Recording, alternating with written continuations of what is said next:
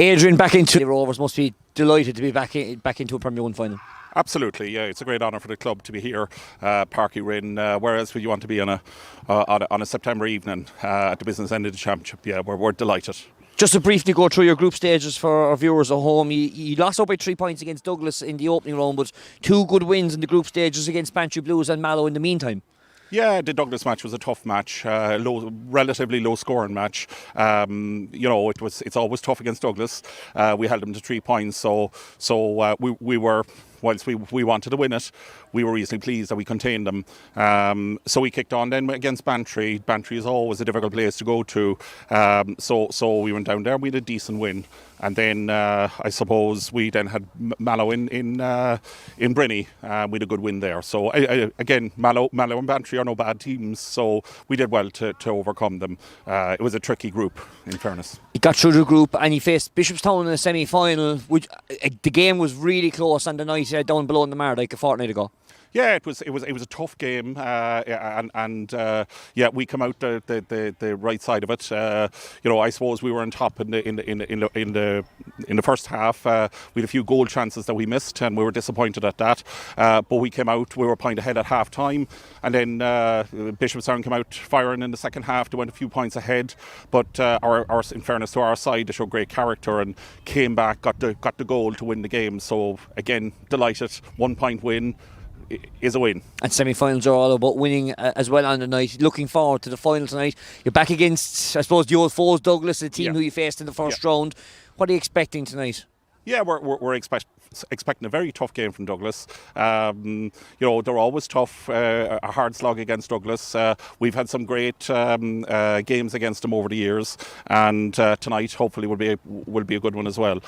So yeah, it's going to be tough, but we've prepared well, and how have those preparations been going for the last fortnight?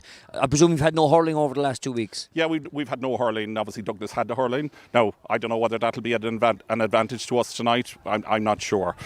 We've had our share of injuries as well, and we're working through them.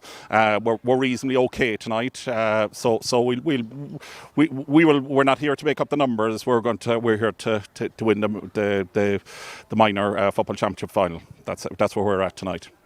Tony, big night obviously for Douglas last week. A massive success with the hurling involved. What has the last week been like from the football point of view? Not a mention of the hurling, believe it or not, Patrick. Not a mention of the double. It's really not relevant right now. We've had a fast turnaround. Obviously we have a huge number of dual players involved, so we got them together as soon as we could after the hurling final, when everything had settled down from Wednesday on.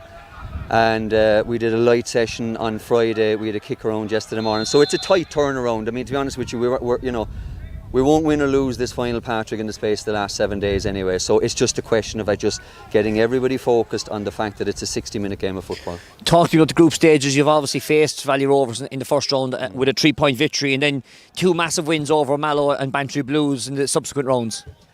Yeah, the Valleys game basically was the trickiest, most difficult game we've had all year. We were down in Brinny. We know Valleys. We played them last year in the final at under 16. It's always tight. They're a big, strong, smart, physical side. Actually, funny enough, the very first league game this year actually involved Valleys and Nemo Rangers. I went over to Nemo to watch it, and they beat Nemo Rangers over there. And I just looked at them that day, and I thought they played very intelligent, smart football.